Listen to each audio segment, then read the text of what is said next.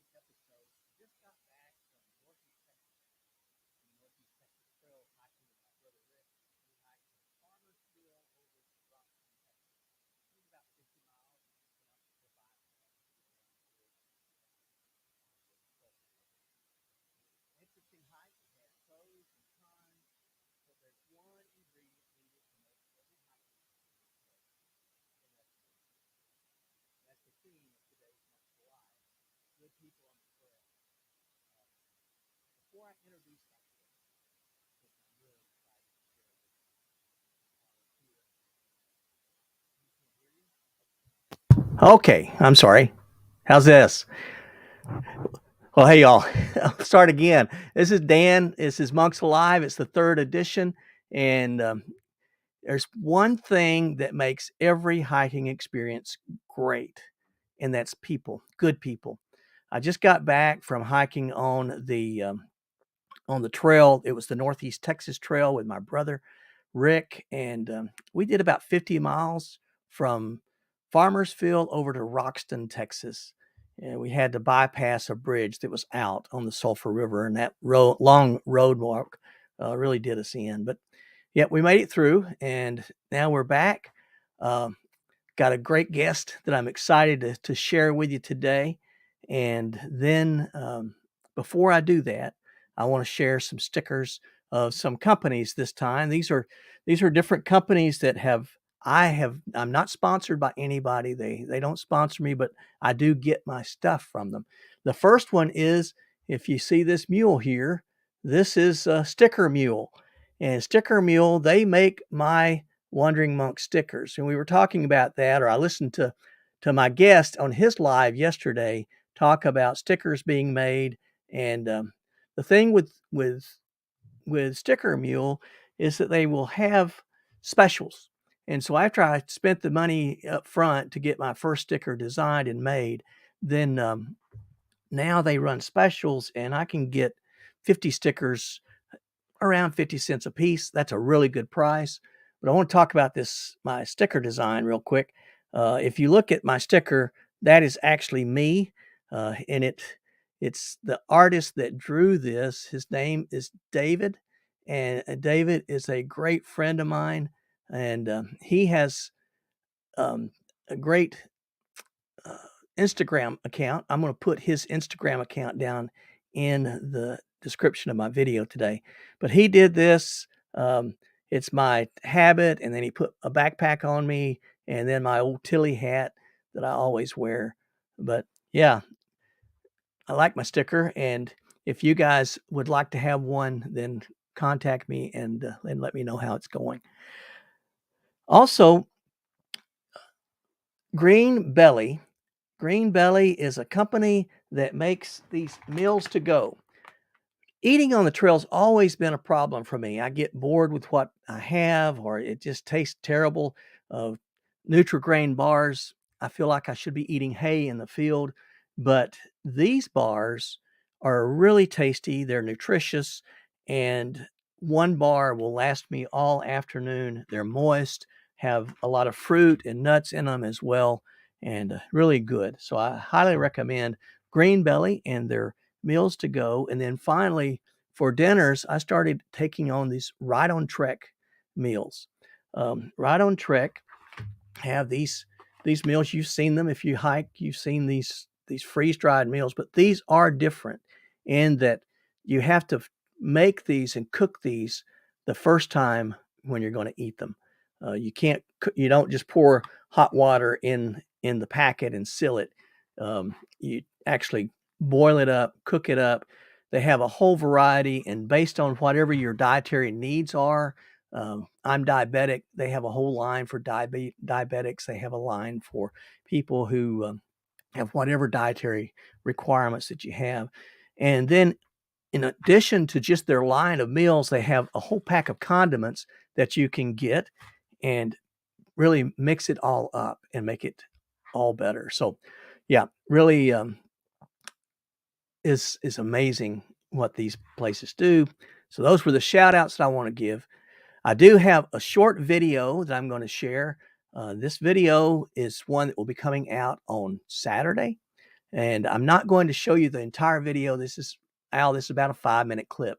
And after that, I'm going to bring you on and we're going to talk about all of this. But the video, the first time I did it, I showed the whole video. Well, that impacted a lot of folks had seen it here. So, of course, they weren't going to watch it on Saturday.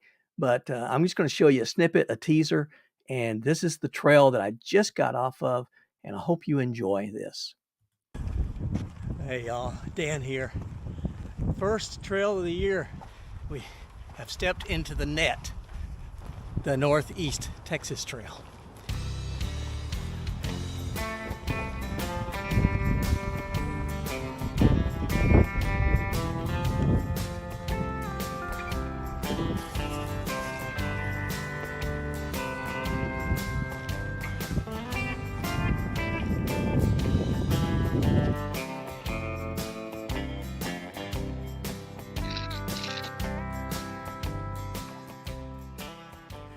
We began the hike at mile 0, which is near the onion shed, built in the 1930s for farmers to bring their produce for sale. Farmersville is a friendly and helpful place. The lady at the city hall told me to park my car there in their own parking lot, and they'd look after it for us. I asked about camping, and Ben, the city manager, introduced himself and reserved the campground for us. It was just a couple of miles out of town on the trail. They were excited that we were there and made us feel welcome with their own Texas hospitality.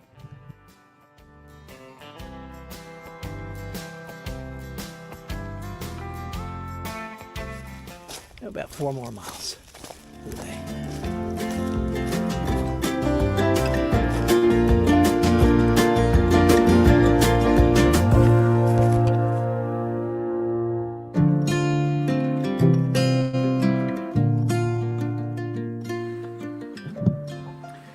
The Northeast Texas Trail starts in Farmersville and goes all the way out to New Boston, Texas, covering about 132 miles.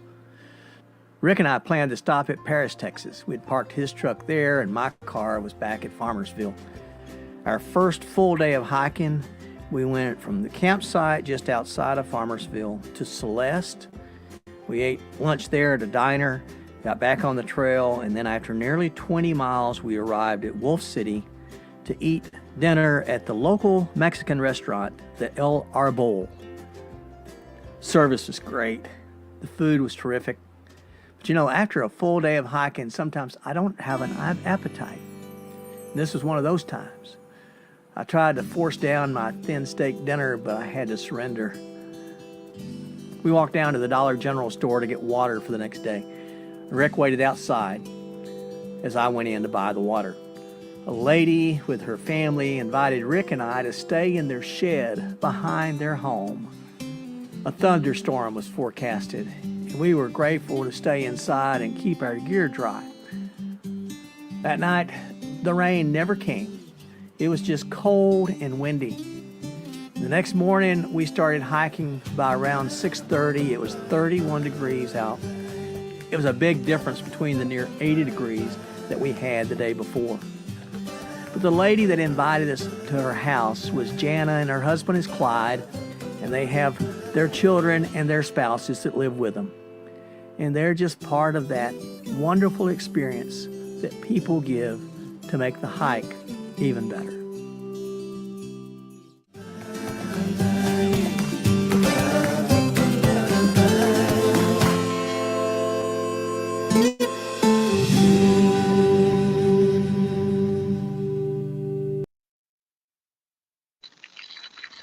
Very nice trailer. Your mic is still muted. I can hear you. Thank you. I keep pushing my mute button off so you can't hear my clicking. I tell you, you guys make this seem so easy, but to try to do all this one person, it's a chore. It's tangly at times. It can be. Yeah. Well, I want to share a few thoughts before we just have a time to talk. But now your last name is it Chaff or Chafe or Chaff? Chafe. Chafe. Al Chafe.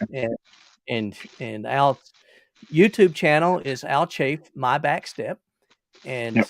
if you haven't seen it, you really need to. I'm going to put his channel link in the description of the video here. These are like two worlds sort of coming together and linking up. When I first started watching you had your cooking going on, and I thought, and I always love to eat, so that was Yep. inviting. But you do have hiking videos. I just watched one yesterday. But before all of that, a couple of things. One is that you are the one that inspired me to start even trying to do live streams. I had never wanted to do it. I did one at my 1,000 subscriber mark, and I thought, then I'll never do this again. Then I started watching you, and I said, well, I'm going to try it. So it's an experiment. I am trying it. But then you live in Newfoundland, Canada, right? Yes, I do. Yeah. And what town in Newfoundland do you live in? St. John's. I'm just outside St. John's. I'm in a town called Petty Harbour. Okay. So it's right as far east as you can go. Wow. Well, there's a couple of connections here as well. A friend of mine, his name is Sonny. Most folks know him as Nimblewheel Nomad. Nimblewheel, he hiked from Key West, Florida to Newfoundland when he was 60 years old on his first through hike of the Appalachian Trail.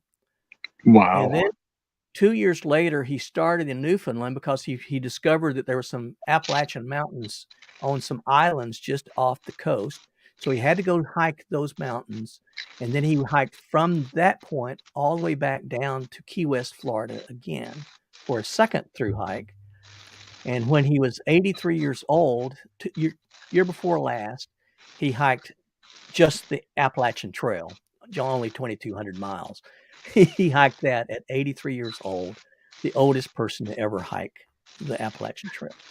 I hope I can do that much going when I'm 83.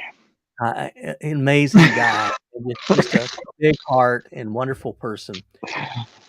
And so there was that. And then another thing, and I don't know if you were even born. I'm not sure how old you are, but I don't think you're that old.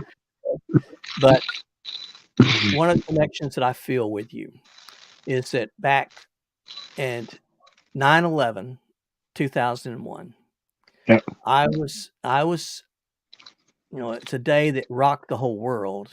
Mm-hmm. But for my world, it was rocked both personally and professionally. I was an Army officer stationed in the Pentagon on the Joint Staff, and the day that on 9/11, I was traveling with another Army buddy, another Army officer, and we had gone to Fort McCoy. We went to Fort Leonard Wood, Missouri, to on a special project that I was doing for the Secretary of Defense. And we went for a morning run, and when we came back, washing up, getting ready to go to breakfast, of course, that's when we turned on the television and saw the attack on New York City. My boss called me and said, you need to get back here. So I jumped back in the car. All the airlines had grounded, and we drove through the night and got back to the Pentagon on September the 12th. Well, there was a book that was written about, and it's my favorite book that was written about some of the events there. In this book, let me get the title of it right. It was The Day the World Came to Town. Are you familiar with it? The Day the World Came I've heard of it, but I haven't read it. It is an amazing book. It's 9/11 in Gander, Newfoundland. Yep. And the people. Actually, I believe they actually done a short, like a play film about that too. Yep. Oh, I'd like to see that.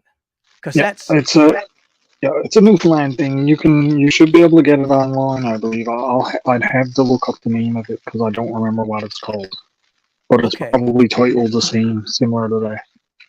Well, the people there took in all of these strangers and took them into their homes and kept them there, fed them, gave them a place to stay, all these strangers for weeks until all the airlines were back in the air and they could fly away.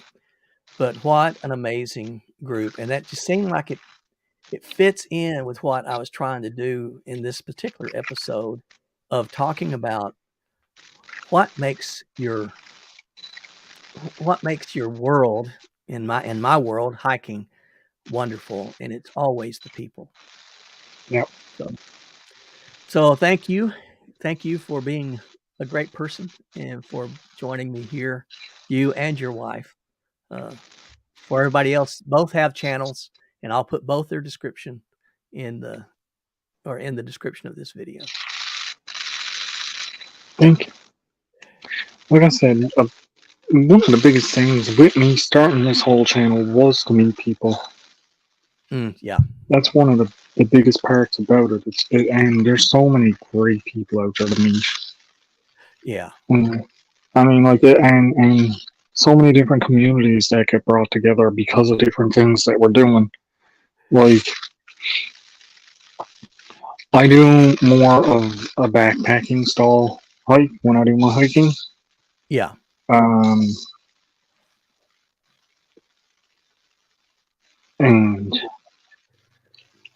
it's just, mostly what I was doing when I started out was all on my back step. So hence the name, my back step. But what I was trying to do there was kind of bring my hiking experience home with me. Yeah. So I could go out on my step and okay, now I'm not home anymore. I'm out on my step, but I'm out in the wilderness type thing. Just because it wasn't always convenient for me to leave and go out. Yeah. Yeah. Right now, that's freed up a little bit now. I'll have more time to go out if the weather ever cooperates. Because right now it's just horrible here for weather. Oh, really? Mm. The other day when we talked, it was you weren't that. Actually, it was colder here, I think, than it was there. It probably still is. It's pretty nice here. Yeah, it's 39 here now today. Okay. And it's been raining for the past 3 days. Yesterday, it was close to 60. Oh, wow. It was really warm. But it was raining all day. So it's to go out, everything is soaking wet. Getting a fire going would be near impossible. Yes. Because it's not hardwood forests or anything, it's pine forests. And when pine dies, it turns into a sponge. Yeah. It soaks up everything. So it's really hard to get good dry wood and stuff. But I still has fun when I can. And I'm looking at, I might have a bit of wood down under the house that I can chop up and put in a small bag and take with me with my twig stove and have a little fire in that way when I goes. So, yeah, all looking at ideas. But I'm just glad I could inspire you to actually come up and do a live. That's amazing from my point of view. Well, you did. But now yours is very different, of course, than what I'm doing because I can't do what you did.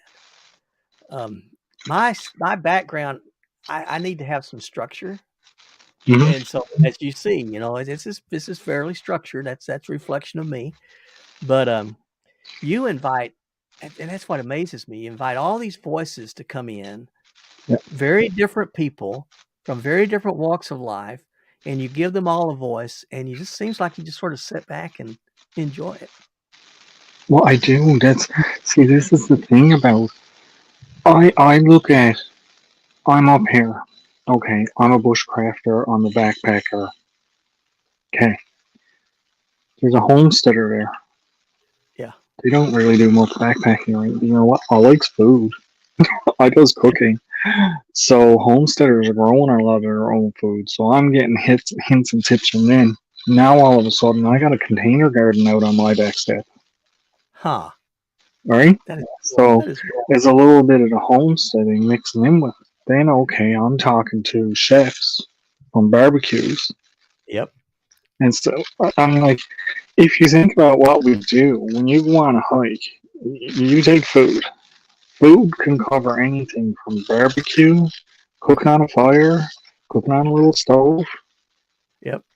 So it can all intermix into a lot of these other communities. And that's one of the things where when I get up, I like to give other people the opportunity to come up and talk about all these different things.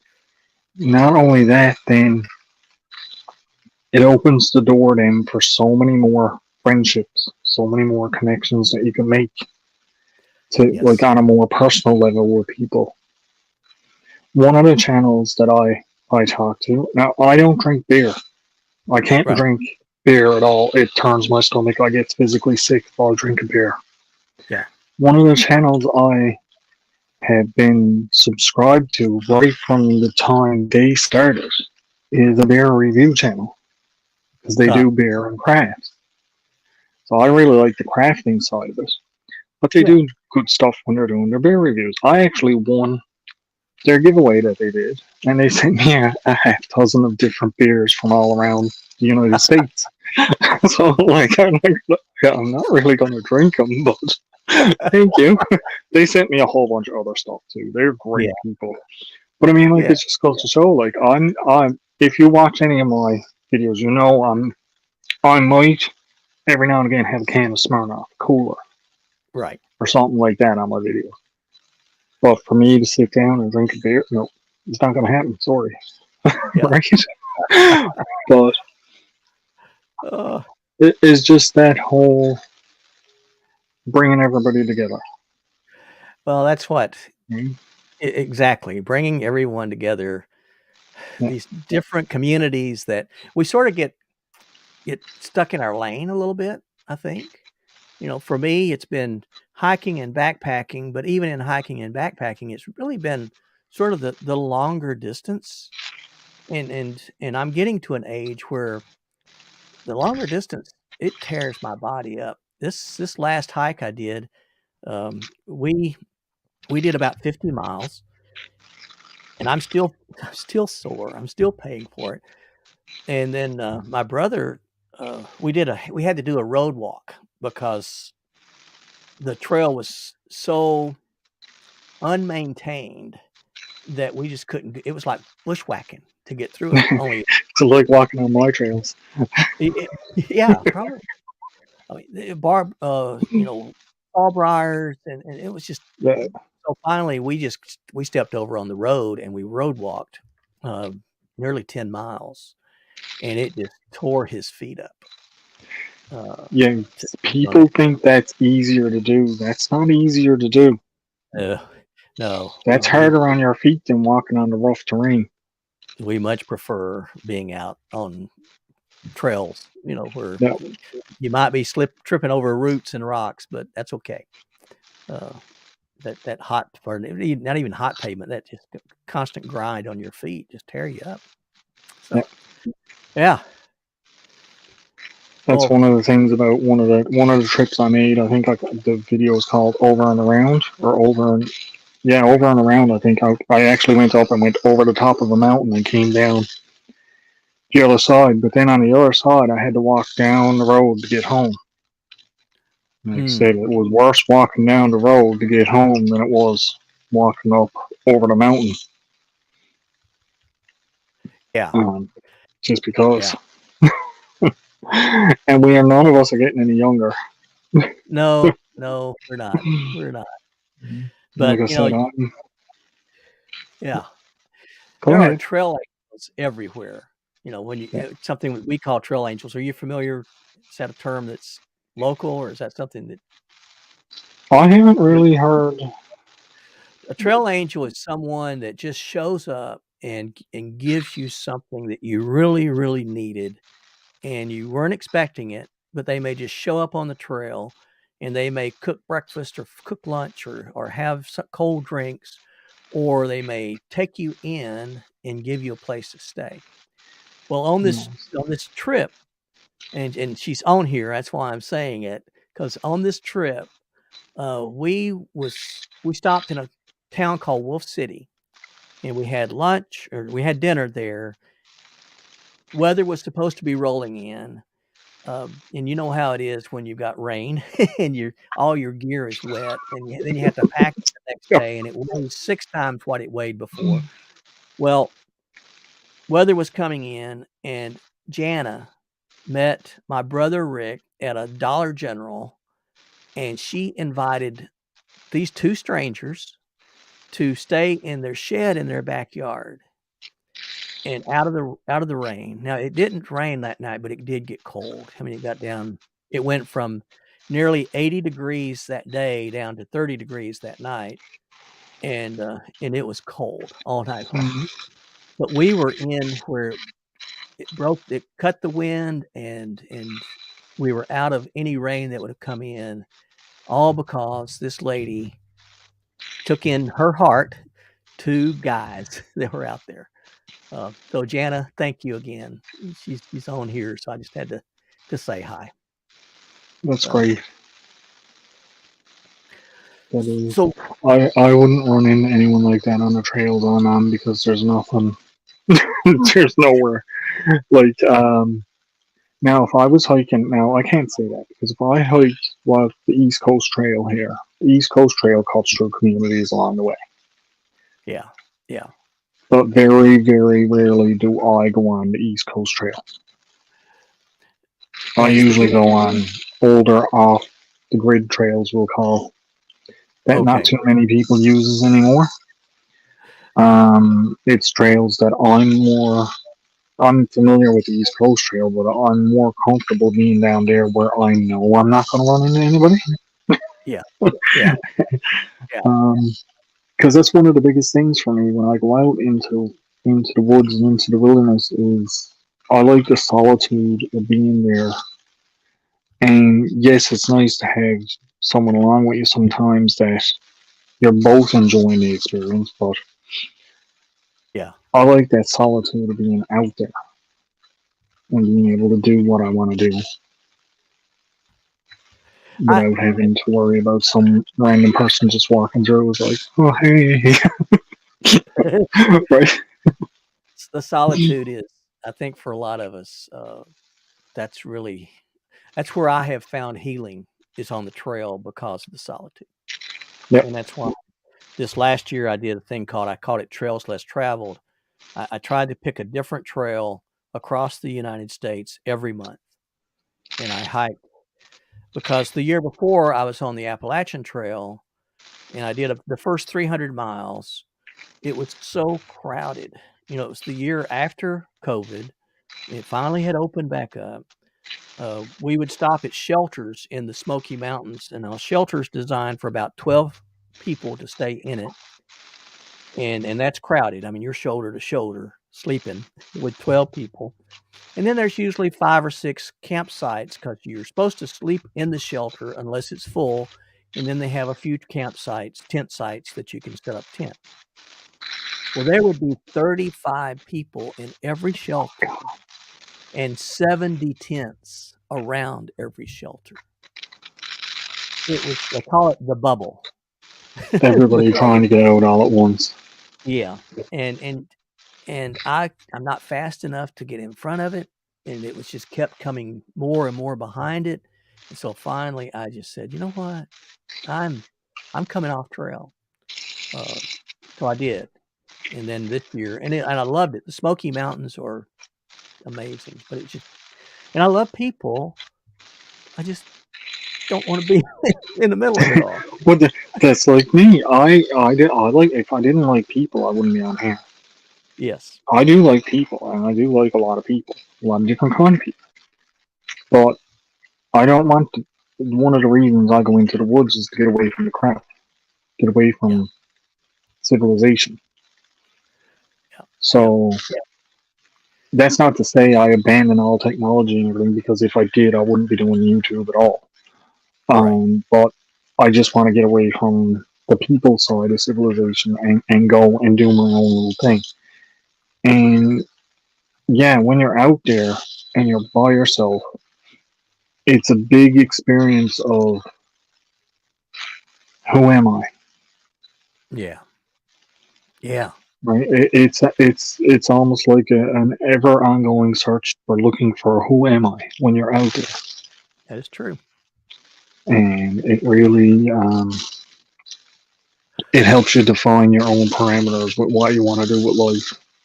Yeah. That's what I get out of it. Yeah. Right? I call it a soulful experience. The soul being body, mind, and spirit. And you know, the a long trail, because as I'm getting older, a long trail, it takes its toll on my body for a long time. And finally I'll get physically fit enough that it's not such a drain. And then the mind games start. You know, I'm being selfish. I'm out here doing my own thing when I should be at home helping out, and I confuse self-care and selfishness. That self-care is what I need so that I can go back home and Yep. continue. It's not selfish. So I have to work through that mentally, and then it becomes a spiritual thing of where I keep looking out there and I see nature out there and I'm a spectator of it. And all of a sudden I start to realize that, wait a minute, no, I'm part of it. I'm part Yep. of that nature. And it's I love it. I mean, I love doing it. It's where, again, like I said, I found healing. Okay, so after I was in the Army for 32 years, and you get some bruises and some bumps and some cuts, and so there on the trail is where I find a lot of peace. Then I also have, we call them tramily down here too. The tramily is where you have your family on the trail, and and such good people that you build these lifelong bonds with. And it makes me think of, you know, when I'm watching you and Devil Dog and Belt Loop and all you guys, um, it's just it's fun banter, but it's Yep. also support. You know, Yep. you're there for one another. But that's one of the big things with that is, we'll all sit down and it seems like, if these guys ever met, they're going to be in a fist fight, but we're not. It's all fun. And we all know that, what we're saying is, yeah, I'm picking at Devil Dog, Devil Dog's picking at me, or Yeah, I'm picking at Gary, or Gary's picking at me. It's all in fun. It's yeah, all in having a good time. There's no seriousness behind any of it when we're getting on like that. We do have serious conversations and that about stuff, but yeah, hey, we're on here to have fun, yeah. and this is how we have fun. And it It's comes off. People see it and people laugh at it, and oh yeah, and that's the great thing about it. Um, One thing I have been trying to get people to do here lately, and this can go for anybody that's in any of these rooms, anybody that's here in the chat right now, anybody that even watches this afterwards. If you have the opportunity to go into the woods where there is no people and sit down yeah. and just stay there, give it about an hour and just watch what happens. Mm, You'll notice all the smaller animals start coming to you. yeah, You yeah, don't have to go looking for nature. Nature will come to you. yeah. Absolutely And true. when you're sat there and that happens, it's a feeling that you can't, it's hard to describe how it feels, but it's something that you won't experience anywhere else. No, And I can guarantee you that. And I've been trying to get a few people to actually go and do it. And people kind of look at me like, something wrong with you. Like, oh, just no. seriously, just go and do it. Well, I we even put it in one of my videos where I sat down and it was like, okay, 15 minutes later, 45 minutes, I had it coming up on the screen, and you could oh see my, as the time was passing, the little birds started coming in. And after an hour, they were pitching on the tree right above my head, but of course, I couldn't put the camera in there because they'd all go no, away. But oh, yeah, you could yeah. hear them coming around you, and it's just an amazing feeling. It's when we realize that we are part of that creation that's around us. Yep. I, just an AT story. I was out in the Smokies hiking through. I was by myself, sat down on a tree. It was raining. I guess I wasn't in the Smokies yet. I was still in northern Georgia, and it was raining, but it had just let up for lunch. So I sat down. I've got my peanut butter and my tortilla and my honey, and I'm making my tortilla peanut butter burrito. And so I've got my little tub of peanut butter beside me, and a squirrel, just like you were talking about, he jumps up on the tree beside me, and I push the little tub of peanut butter over, and I'm thinking, well, I probably shouldn't have done that because he's going to run off with it, and then I've left trash behind. But no, he sits there and he eats out of that little tub of peanut butter until he's cleaned it all up. And then we literally sort of looked at each other, and he takes off, and it was time for me to get back on the trail. And that's happened more than once, those kind of things. Where you're right. You get out there, and it's time to be there. So, yeah. And it's an amazing feeling when you can become a part of that world. Yeah. And step away from this one. Because Yeah, everybody so knows what this one is like. So where's reality really at? So it will be somewhere in between. Because as much as I'd like to go and live as a mountain man and be there, I would still have to come back here for certain supplies, certain things. Yeah. So you have to find that balance in between the both. One of the biggest things that makes me sad is development of areas that I know used to be forest and used to be full of animals, and now it's subdivisions and housing.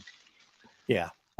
That's progress. Can't really stop progress, but I think it's sad to see some of the wilderness disappear. It is. It's one of the things I like about the Rails to Trails project. Like when I was the one that we just hiked, that was my fourth Rails to Trail to hike, and these are former railroad beds that they have removed the tracks, and they sort of let it go back to nature. Now that they've opened it up, so there's trails through there, and we can walk through it and enjoy it. But they don't. It's not pristine, and it's in industry is going away from it. So that's the pros of it. The cons of it is that it's also typically near a highway, so you never really escape the highway noise like you do when you're on a primitive trail out. Yeah. But it's similar to what they did with the railroad tracks here. When they took up all the railroad tracks, they just left them as trails. A lot of people use them in the wintertime for skidoos and in the summertime for bikes. Yeah. You'll see people hiking the railroad tracks and stuff like that, but I don't think there's anything really. There's no maintenance or anything ever done on them, so. Yeah. But the East Coast Trail seems like it's a good thing they got going here now with the trail around Newfoundland is kind of protected. Yeah. They can't go in and develop.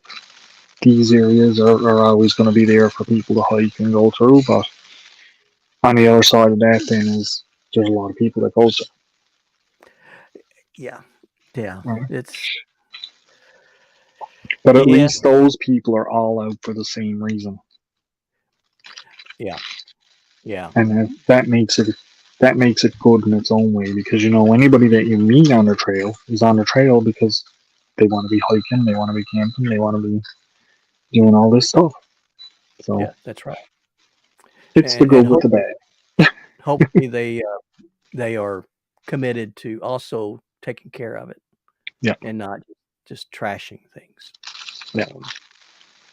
Yeah. That was back last May. I hiked a trail called the Flint Hills Trail here in Kansas, and it goes from Osawatomie over to Council Grove. It's about 90 plus miles, maybe 94 miles. And it goes through the longest contiguous section of tall grass prairie left in North America. And tallgrass prairie used to go from Mexico up through the central plains of the United States and up into Manitoba. I mean, it covered right up a into lot, Canada. a lot of central Canada, and now all of that's gone, except for this one little 100-mile stretch. Now they have little places where there's tallgrass prairie still preserved, but for the longest contiguous, that shocked me. And I was talking to the guy that's really promoting the Flint Hills Trail, and I said, "But how do you take care of it? How do you make sure you're preserving at the same time you're promoting?" And he said, "Well, we depend on hikers." And I thought, well, that's fair, because we hopefully are having that leave no trace mentality, that we're not going to trash the place. And so, yeah, very good. Well, that's like on my 5-item challenge I did. At the end, Yeah. you can see where I took down all of my camp. Everything completely disappeared. You wouldn't know I was there, except for there's a couple of limbs missing off one of the trees. Yeah. But it's anywhere new that you go like that, and I know there's times I walk down through some of the trails, and even though it's not really used a lot, there's still some people leave some trash around. So there's times I'll walk down, I'll take a bag with me and pull a bag and bring it back home and throw it out. It's it's something that all of us. I don't think anybody intends to go out and leave a mess. I think I don't that think it's so. just, it's just, oh, I'll get it later, and they just never get it later. Just forget. Yeah, it's more of, now I can't speak for everybody, but in my opinion, it's a responsibility of people that are going out and doing this stuff and hiking or building. Like, I build camps, but I won't build a camp and abandon this. I'll build a camp and I'll use it. If I am going to abandon this, I'll take it down. Yeah. Because unless it's something that's a more of a permanent thing where, I say, someone is lost and finds it, they have a shelter to get in. But the one that I have that I goes to here is pretty close to me. That's like a permanent. I'm back and forth, always changing it, fixing it, making it better. But again, I don't leave trash around. Even though I'm up there and I'm leaving my tarps, I'm leaving string and this, I don't leave any types of garbage, any tin cans, any old bags, anything. I take it all back home again. It's not as heavy as when you bring it up there, because whatever you had in it, you probably either used or drank or ate. Yeah. So just take your garbage home. Yes. It's an easy thing to do. And it's good. I went on a big rant on that on Instagram one day. I don't want to get too involved in it, but it was the doggy bags. Oh, yeah. And people taking their dog on a trail. Yes. And they'll use the doggy bag. Now they're in the middle of the woods. They'll use the doggy bag, tie it up, and throw it off the side of the trail. Yeah. It would be better if they didn't even use it. That's what my rant was. Is don't even use the bag. Just get a stick and flick it off of the trail. Or leave it on the trail. People won't walk in it because they'll see it. Yes. Yep. And coyotes, I don't know if you have, we got coyotes here. Okay, I know you probably have wolves too, don't you? Or no? We used to have wolves, but they got hunted to extinction. Okay. Here in Newfoundland. Yeah. So that's a sad thing, but there's an island that I hiked on. It's called Isle Royal, and it's actually closer to Canada. It's in Lake Superior. It's closer to Canada than the United States, but it's part of Michigan. And it's they have 2 packs of wolves on the island. It's 28 total wolves, and I saw one of the packs. It had 12 wolves in it when I was hiking. They're also something that you probably do have there is moose. Oh gosh, yes. Newfie speed bumps. Yeah. Yeah, there's supposed to be 15 to 1,800 moose on that little island. The island's 50 miles long and 9 miles wide. I never saw a moose. They're I've good at never seen hiding. I wanna see a moose in the wild. I've never seen one. I remember you talking about that in the last live. Um, there's a video I got in my old videos, Hmm. and I haven't published it yet because it's an old video, and I only put them out if like right now I haven't been able to get out, so I've been putting out some of my older ones, but I'm still doing them in order. But there's one of my older videos where I'm walking out over the hills, and I'm literally maybe 40 feet away. These two moose come right out beside me and turned up in front of me. With me walking down, I stirred them up out of the bushes that they were laid in. Whoa. And they stopped. One come up and stopped probably 50, 60 feet in front of me. And then Huh. the second one came up and stopped right side by side. So it looked like a two-headed moose looking at me. I'm like, hello. So I just stopped and, like you would, I just stopped and waited and watched them for a little while, and then they trotted off down over the hills and down through the marshes. And but you can literally, you can literally walk right up to them sometimes, and they won't move until they absolutely have to. No kidding. So you can probably walk right by a couple of them, and they're just laid down looking at you, seeing if Yeah. you're going to stop and go for them. Huh. Same thing happened to me with a rabbit. I almost walked on him. He Oh, yeah. scared me. He scared me. I jumped out of my skin. I was walking through the middle of a marsh, and it was tall grass up to almost my waist. Yeah. And when I went to put my foot down, he hopped up in front of me and took off. And I was like, Oh, yes. Birds do that to me. Just scare me to yeah, death. You uh, maybe a covey of quail or doves, and they just take off on you, and man, just out of the blue. where did you come from? Oh my God. Oh my.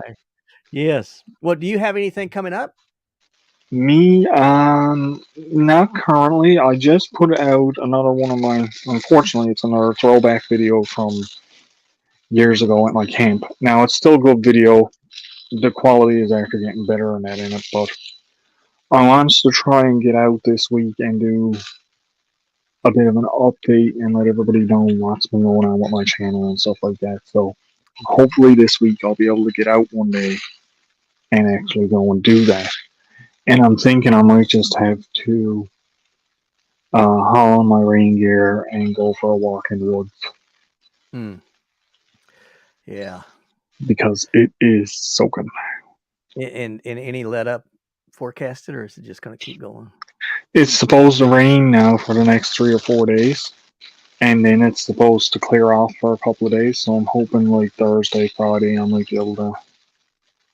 be able to make a go of it. Okay. Yeah. Good. Fingers crossed. Devil Dog is here. Yeah. Devil Dog's here. He must have heard us talking about him. Yeah, I think he did. Yeah, his ears burned. See?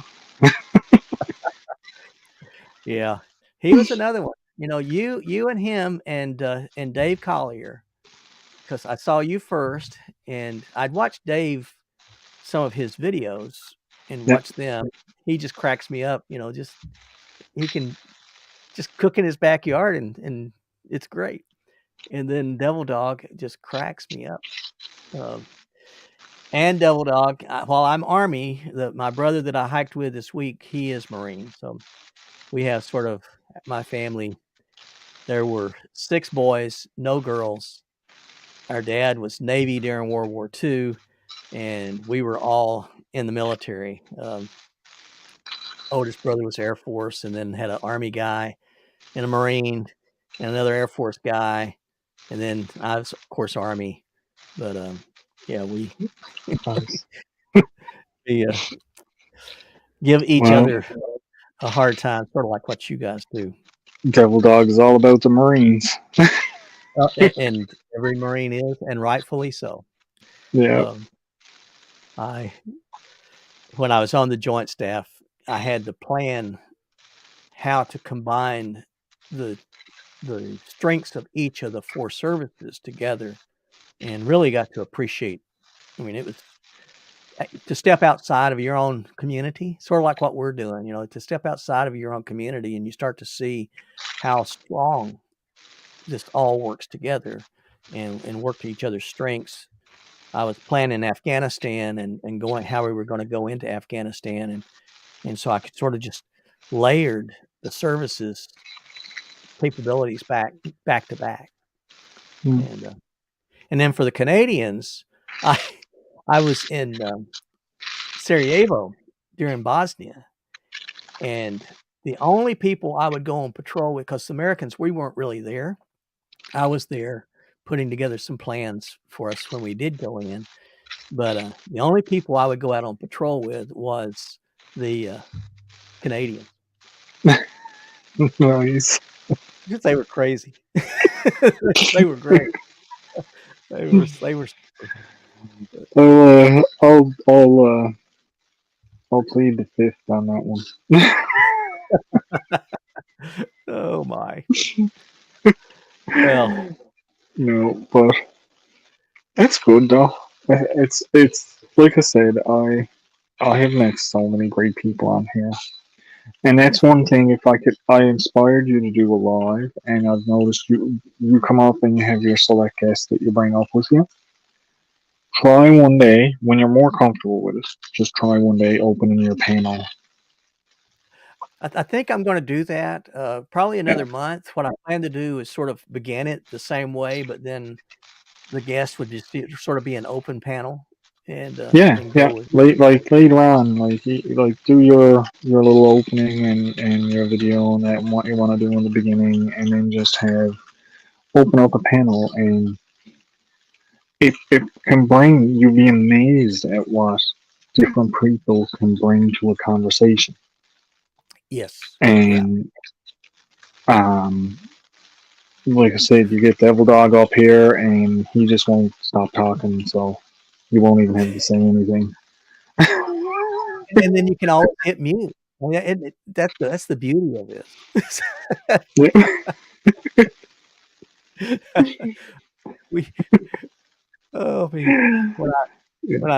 When I was on active duty, we would go out to the National Training Center. It's out in Irwin, California, and do these maneuvers, and it was force on force maneuvers, and so your evaluators, they had what we called the God gun, and all of your equipment was rigged so they could shoot you with the God gun, and they just shut you down.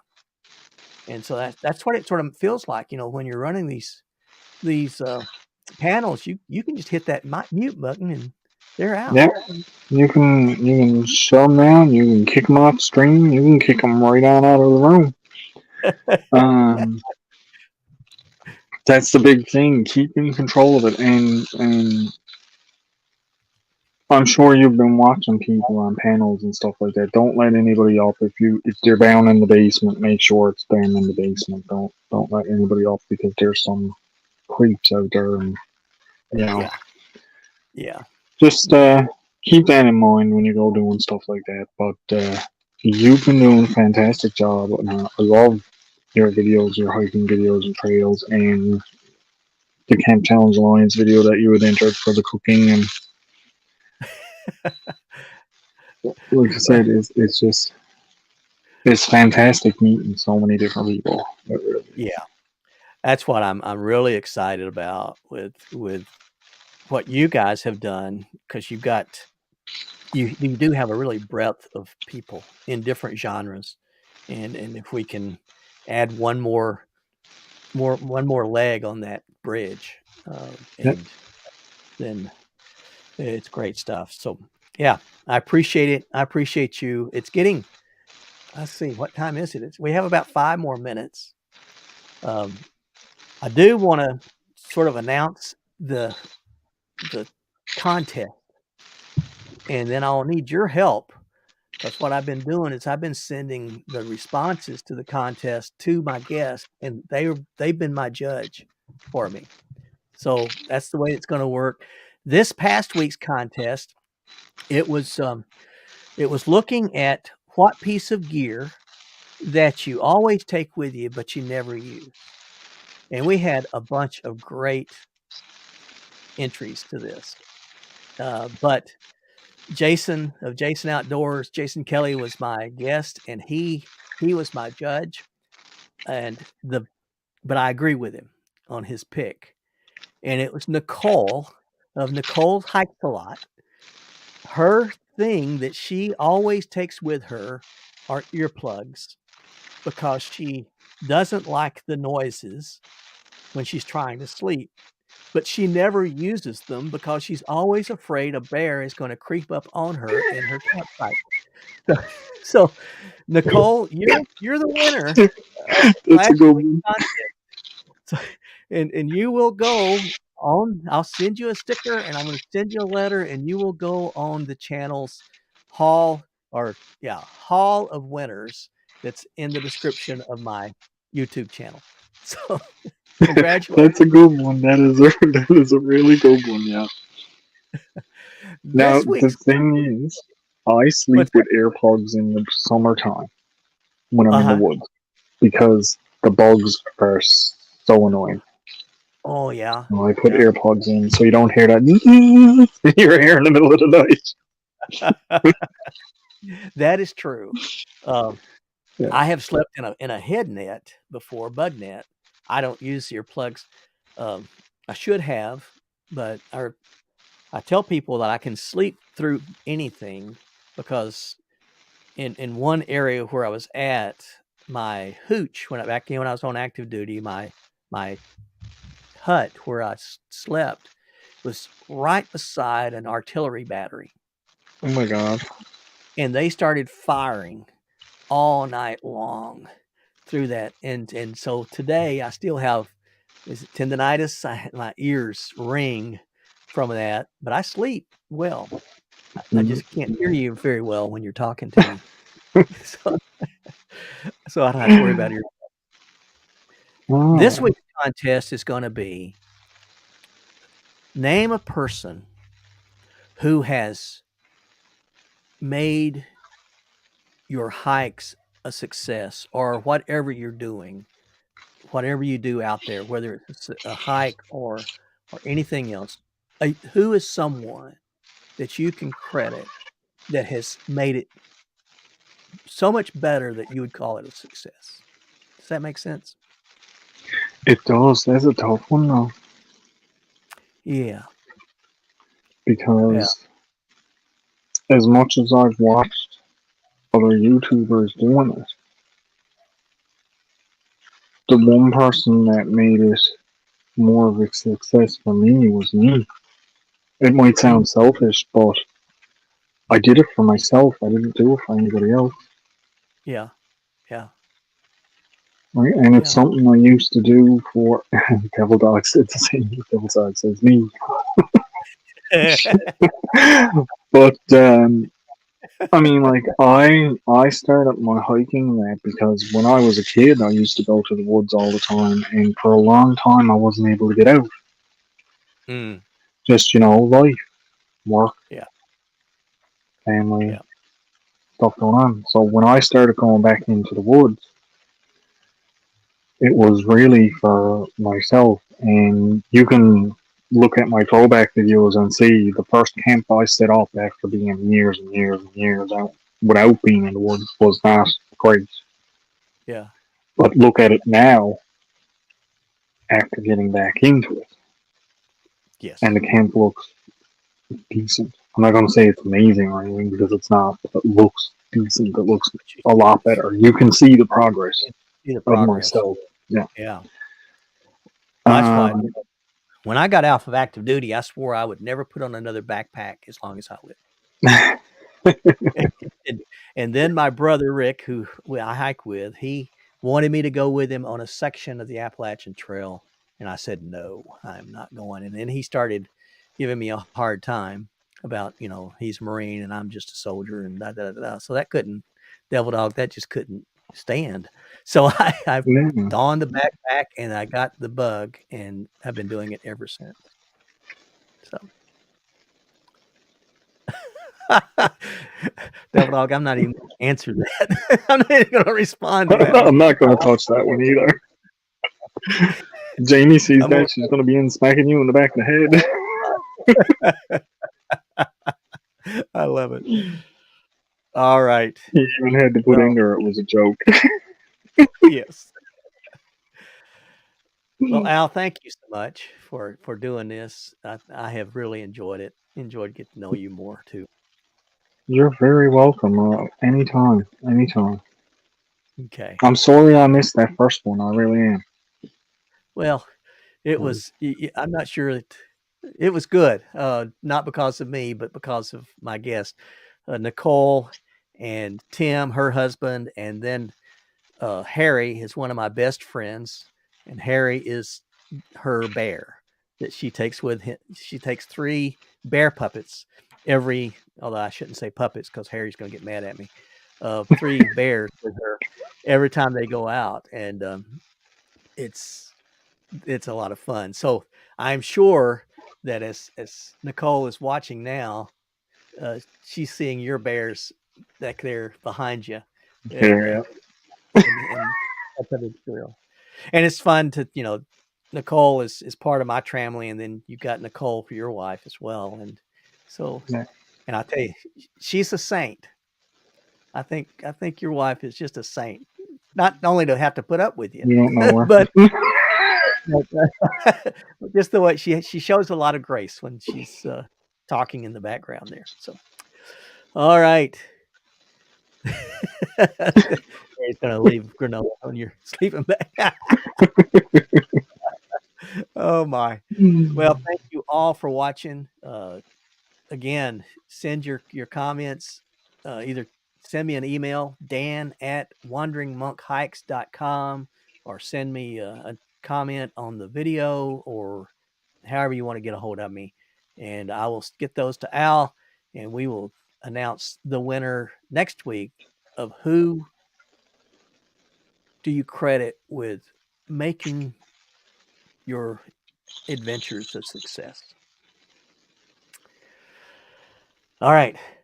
Well, I always sign off with the same thing. Stay safe, stay healthy, stay on the path. That's my motto. God bless you. Take care, Al. Thank you.